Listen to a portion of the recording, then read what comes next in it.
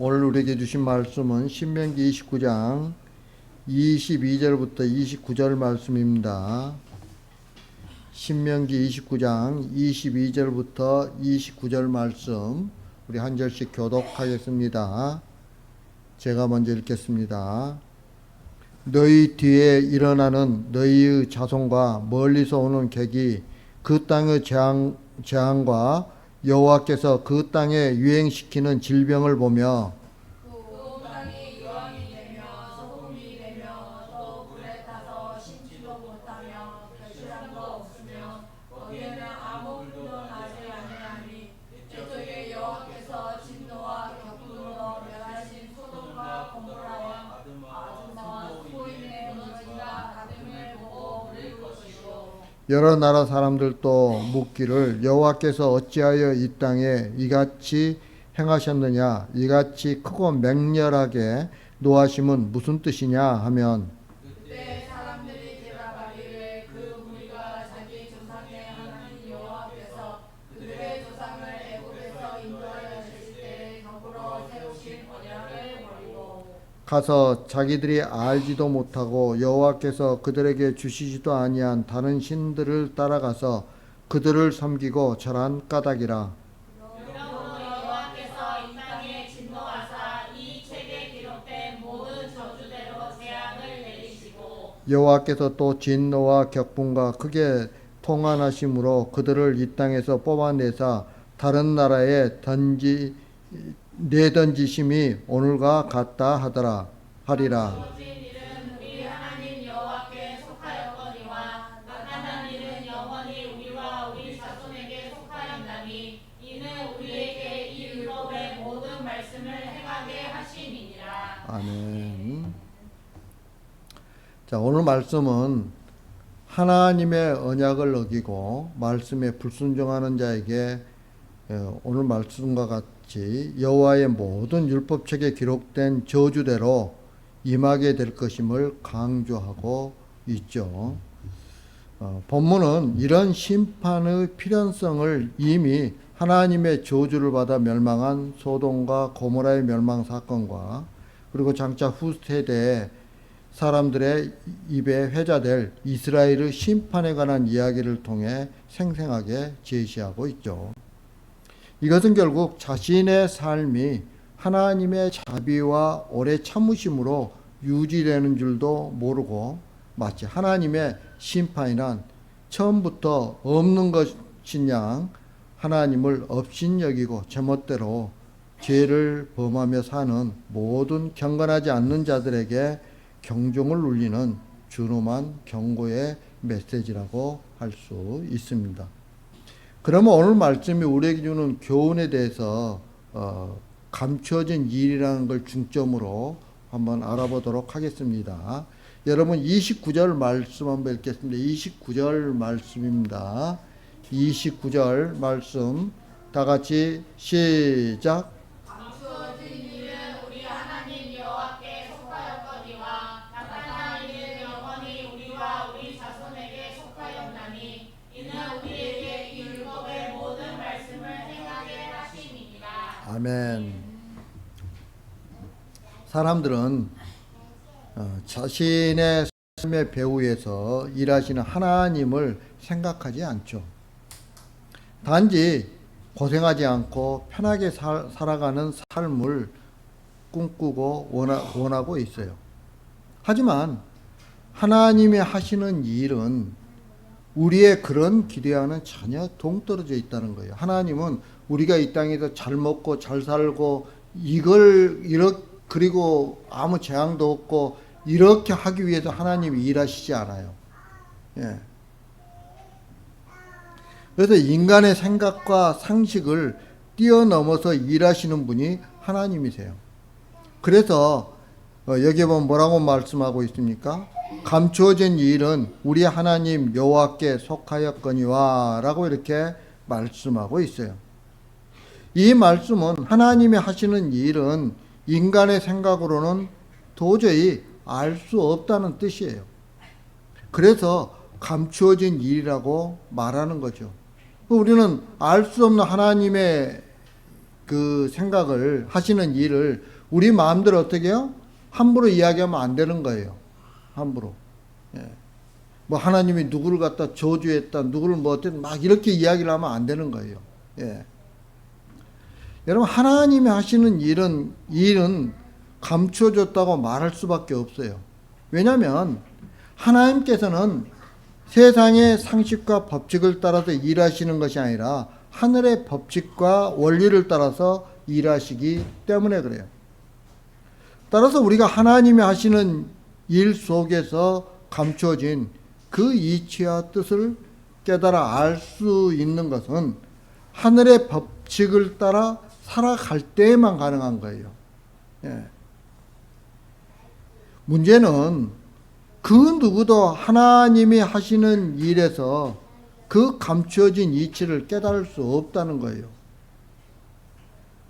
여러분, 우리가 감추어진 일이라고 하니까 마치 어떤 뭐 신비스러운 일을 말하고 있는 것처럼 우리는 받아들이는데 그렇지 않아요. 절대 그렇지 않습니다. 단지 세상의 상식과 법칙으로는 알 수 없는 일이기 때문에 감추어졌다라고 이렇게 말하고 있는 거죠. 세상의 눈으로 보면 하나님이 하시는 일인데도 불구하고 그거 어떻게 보이냐면 그냥 보통의 일이고 일상적인 일처럼 보여요. 예. 하지만 하늘의 눈으로 생각하게 되면 그 속에 우리가 미처 깨닫지 못했던 놀라운 진리와 하나님의 뜻이 담겨 있는 것을 알게 되는 거죠. 예. 가령 예수님이 행하신 오병이어의 기적을 한번 여러분 생각해 보세요. 사람들은 오병이어의 기적 자체를 감춰진 일로 생각을 해요. 예, 오병이어의 기적 자체를 감춰진 일로.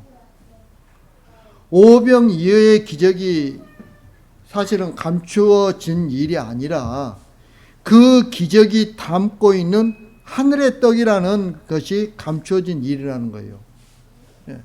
그런데 사람들은 세상의 상식과 법칙으로만 오병이어를 바라보기 때문에 단지 예수님을 따라가면 자신의 생존에 도움이 된다고 생각을 할 뿐이에요. 예. 그래서 그들은 어떻게 행동을 합니까? 예수님을 억지로 붙들어 임금을 삼으려고 했던 거예요. 예. 여러분, 세상이 생각하는 기적이란 단지 눈앞에서 벌어진 놀라운 현상을 말하죠. 그러나 예수님께서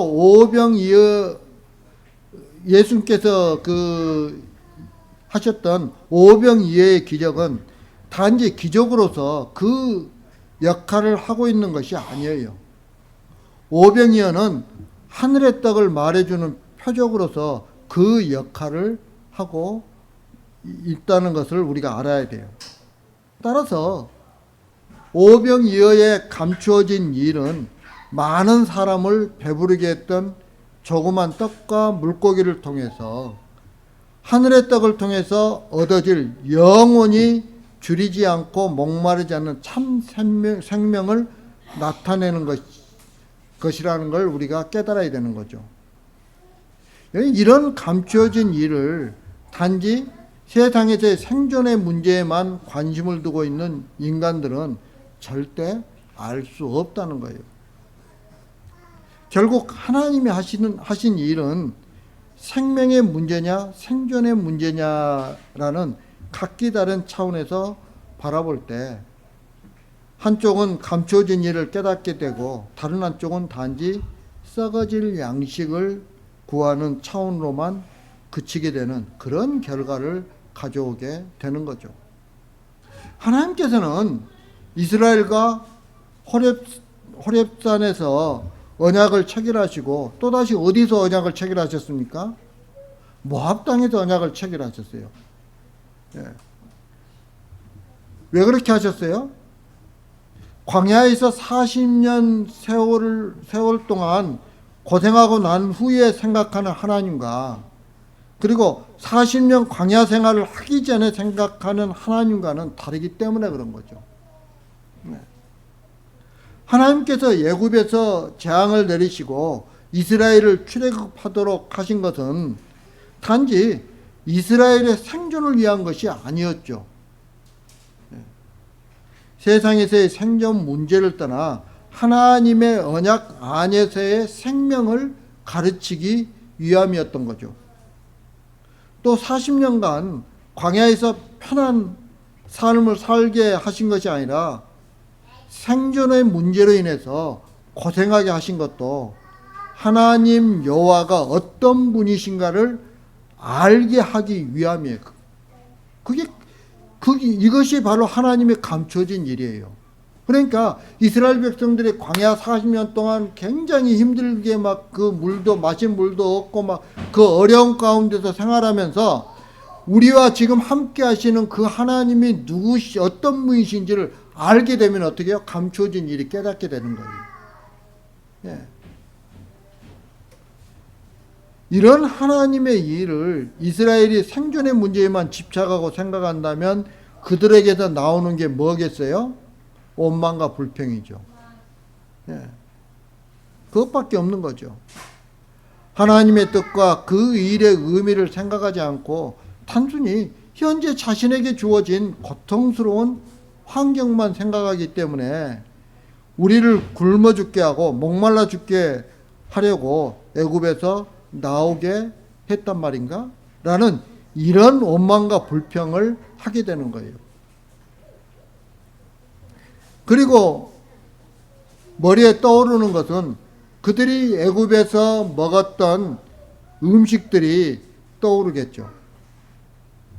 결국 여러분, 생존의 문제에 집착한 이스라엘 사람들에게 애굽에서 그들을 인도해 내시고 광야에서 40년을 지내게 하신 하나님의 일은 단지 고생이었지 하나님의 감추어진 일은 될 수가 없었다는 거예요.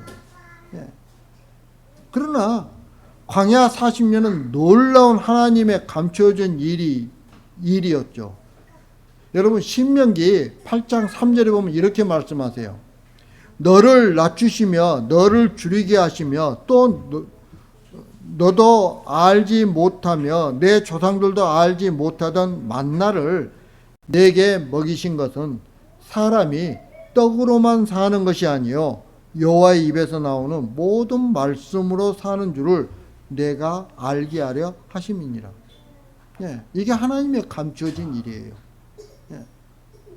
여러분 이 말씀대로 광야 40년의 세월에 담겨진 감춰진 일은 사람이 떡으로만 사는 것이 아니요 여호와의 입에서 나오는 모든 말씀으로 산다는 것을 알게 하시는 거예요. 그걸 알게 될 때 어떻게 해요? 광야 40년이 감춰진 일이에요. 그걸 갖다가 무슨 뜻인지 하나님의 뜻을 갖다 깨닫게 되는 거예요. 예. 여러분 이 감춰진 일을 알지 못했기 때문에 자신의 삶을 단지 고생하는 것으로만 여겼던 거죠. 그렇게 여기다 보니까 그들에게 나오는 건 뭐예요? 한숨이고 신세타령이라는 거예요. 아이고 내가 예수 믿는데 나는 왜 이렇게 가난하게 살아? 내가 예수 믿는데 나는 왜 하나님마다 이렇게 안 돼? 라는 이런 신세타령밖에 안 나오는 거죠. 이스라엘에게 중요한 것은 언약 안에 참여한 자로 살아가는 거예요. 그것만이 하나님의 백성으로서 영원히 사는 길이기 때문에 그런 거예요. 이방인들로부터 그들은 하나님의 백성이다라는 말을 듣는 것이 중요하지 않아요. 더 중요한 것은 하나님께로부터 너는 내 백성이다는 그 인정을 받는 것이 훨씬 더 중요한 거예요. 여러분 우리를 보면서 교회에 다니지 않는 사람들이 저 사람들은 교회 다니니까 그리스도인들이야 라고 말하는 것보다 하나님께서 너는 내 백성이라고 인정해 주시는 것이 훨씬 더 중요하다는 거예요. 그러기 위해서는 우리는 언약 안에서 살아가야만 하는 거죠. 그 일을 돕기 위해서 이스라엘이 언약에서 벗어났을 때 하나님은 그들을 징계하시는 거예요. 오늘 지금 그 이야기를 하고 있잖아요. 예. 마치 여호와의 진노로 인해서 심판을 받은 소돔과 고모라와 아드마와 스보임이 무너진 것 같이 무너뜨려질 것이라는 거죠. 그래서 그것을 바라보는 사람들로 하여금 그들이 진노를 받은 것은 하나님의 언약을 버리고 우상을 섬기고 절한 까닭임을 알게 하시겠다는 거예요. 예. 그걸 깨달으면 그들이 언약 밖으로 나가겠어요? 언약 안에 있겠죠. 예. 여러분, 이것이 진노와 재앙에 담겨 있는 감추어진 일이에요. 하나님이 하시는 감추어진 일은 우리가 살아가는 세상 구석구석에 담겨 있어요. 다만 생존에 집착하며 살아가는 우리의 무지함과 미련함 때문에 하나님의 감추어진 일을 발견하지 못하고 하나님의 뜻을 깨닫지 못하고 있을 뿐이죠. 여러분, 우리는 자신의 삶 배후에 하나님이 계신다는 걸 믿어야 돼요. 예. 그럴 때 우리에게 일어나는 모든 일은 우연이 아니라 필요 인한 사실을 기억해야 하는 거죠. 예. 아무리 작고 사소한 일이라도 하나님이 개입되지 않는 일은 없다는 거예요. 우리의 모든 일 가운데 전부 누가 개입되어 있어요? 하나님이 개입되어 있어요. 예. 하나님이 개입하신 일이라는 것은 그 일을 통해서 우리에게 하늘의 생명을 알게 하시기 위한 하나님의 뜻이지 결코 우리의 생존을 도와주기 위해서 개입하시는 것이 아니라는 것을 우리는 기억해야 돼요. 만약 하나님이 우리의 생존 문제를 도와주기 위해서 개입하신다면 이스라엘에게 언약과 생명이라는 말을 할 필요가 없는 거죠. 다시 말하면 성경 어디에서도 우리의 생존 문제를 돕는 하나님, 우리의 생존 문제를 돕는 예수님은 존재하지 않는 거죠. 여러분, 마태복음 16장 23절에 보면 이렇게 말씀하세요. 예수님께서 돌이키시며 베드로에게 이르시되 사탄아 내 뒤로 물러가라. 너는 나를 넘어지게 하는 자로다. 내가 하나님의 일을 생각하지 아니하고 도리어 사람의 일을 생각하는도다 하시고 라고 이렇게 말씀하고 있어요. 여러분, 이것은 예수님의 십자가 지심을 말리는 베드로를 향한 예수님의 말씀이세요. 예.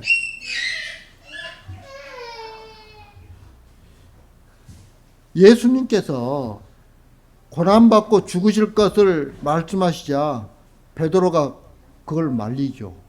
예. 그런데 여러분, 우리 인간적으로 생각해 봤을 때 한번 가만히만 생각해 보세요. 베드로가 그렇게 틀린 행동을 했을까요? 예? 오히려 스승이 고난받아 죽겠다고 하시는데 맞습니다. 죽는 게 맞습니다. 이렇게 이야기를 갖다가 할 수 있는 사람이 그런 제자가 얼마나 될까요? 아마 없지 않을까요? 세상에서. 스승이기 때문에 말리는 것은 당연한 거죠. 그렇게 하시면 안 됩니다고 말리는 건 당연한 거겠죠. 그런데 예수님은 그렇게 말리는 베드로를 향해서 내가 하나님의 일을 생각하지 아니하고 도리어 사람의 일을 생각한다고 책망하고 계세요. 이런 예수님의 책망을 우리는 어떻게 이해해야 할까요? 베드로는 예수님의 고난과 십자가의 죽으심을 단지 예수님 한 개인의 죽음으로만 생각했던 거죠. 예수님의 고난과 죽음이 자기 생명과 연결되어 있음을 생각하지 못했던 거예요. 영원한 생명을 생각하지 못하고 예수님의 죽음을 단지 생존의 문제로만 생각하고 있었던 거예요. 여러분, 그것이 바로 사람의 일이에요. 사람의 일. 반대로 하나님의 일은 하늘의 생명을 위하시는 일이에요. 따라서 베드로의 말이 진심으로 예수님을 생각하고 걱정하는 말이었다고 해도 예수님으로부터 사람의 일만 생각한다는 그런 책망을 들을 수밖에 없었다는 것을 우리는 기억해야 되는 거예요. 다시 말하면 우리가 아무리 내 진심으로 하는 일이라고 할지라도 생존을 벗어나서 생명을 향한 마음이 아니라면 그것은 사람의 일에 지나지 않는다는 거죠. 생존을 위한 기도, 생존을 위한 예배, 생존을 위한 헌금, 생존을 위한 설교, 이 모두가 하나님의 일이 아닌 사람의 일이라는 거예요. 예. 생명을 위한 기도, 생명을 위한 예배, 생명을 위한 헌금, 생명을 위한 설교, 그렇게 됐을 때 그게 하나님의 일이 되는 거예요. 예. 여러분 고린도전서 2장 11절부터 14절에 보면 하나님의 일은 인간이 깨달을 수 없다고 말하고 있어요. 예. 오직 성령 받은 자만이 하나님이 하시는 일, 즉 감추어진 신령한 일을 분별하고 깨달을 수 있는 거죠. 왜냐하면 성령이 곧 하나님의 영이시기 때문에 성령이 함께하는 자는 자연히 하나님의 마음을 알 수 있게 되는 거죠. 로마서 8장 5절 6절에 보면 이렇게 말씀하세요. 육신을 따르는 자는 육신의 일을, 영을 따르는 자는 영의 일을 생각한다고 말씀하고 있어요. 여러분 이 말씀도 생존과 생명의 문제를 말하고 있음을 우리가 알 수가 있죠.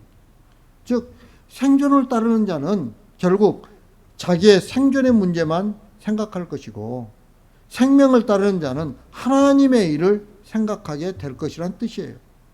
그러면 영의 일은 무엇이고 육신의 일은 무엇일까요?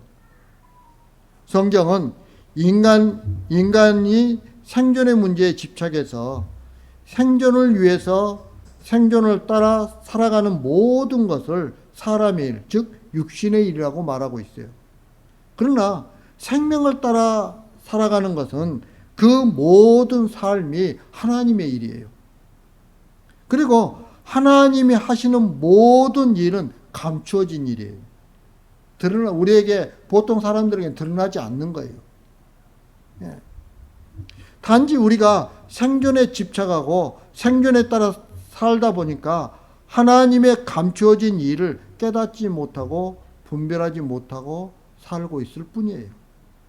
따라서 생명을 따라 살아가는 성도에게 있어서 있어야 할 태도는 자신에게 일어나는 모든 일을 우연으로 돌리거나 또는 고생으로 여기지 않고 하나님이 하시는 일로 여기는 거예요. 그리고 그 일을 통해서 하나님 앞에 물어야 돼요. 어떻게 물어야 될까요? 하나님, 이 일을 통해서 저에게 어떤 감추어진 진리를 가르치시려고 하십니까? 하나님, 가르쳐 주세요. 예. 저는 어린아이와 같아서 깨닫지 못합니다. 가르쳐 주세요 하고 기도하는 거예요. 그럴 때 주위에서 일어나는 일 하나하나가 그냥 지나칠 수 없는 귀한 일로 우리에게 다가오는 거죠. 그럼으로써 항상 자기 생존보다는 먼저 하나님을 생각할 줄 아는 성도로 살아가게 된다는 사실 여러분 꼭 기억하시기 바랍니다. 이제 말씀을 마치러 갑니다. 사랑하는 성도 여러분, 인간은 하나님의 나라와 그의 의를 거절하면서 살아가요. 왜냐하면 생명이 생존에 별 도움이 되지 않기 때문에 그래요. 이런 인간의 삶은 징벌의 연속이 될 수밖에 없죠. 예, 오늘 말씀 속에서 보면 계속 징벌을 받는 게 그런 이유 때문에 받는 거예요. 그래서 성도는 고생을 통해서 자신의 죄에 대해 분명한 수긍이 있어야 하죠. 그리고 그 속에서 그의 나라와 그의 의를 사모하는, 즉 생명을 따르는 삶이 되어야 하는 거예요. 예수님의 삶은 생존을 위해 살았던 삶이 아니라 생명을 위해서 사셨던 삶이에요. 여러분, 우리는 예수님을 따르는 자들이잖아요. 그럼 어떻게 살아야 되겠습니까? 생명을 위해서 살아야죠. 따라서 그리스도 안에서 생존이 아닌 생명을 바라보면서 하나님의 감춰진 일을 깨달으며 살아가는 저와 여러분들이 되길 주님의 이름으로 축복합니다.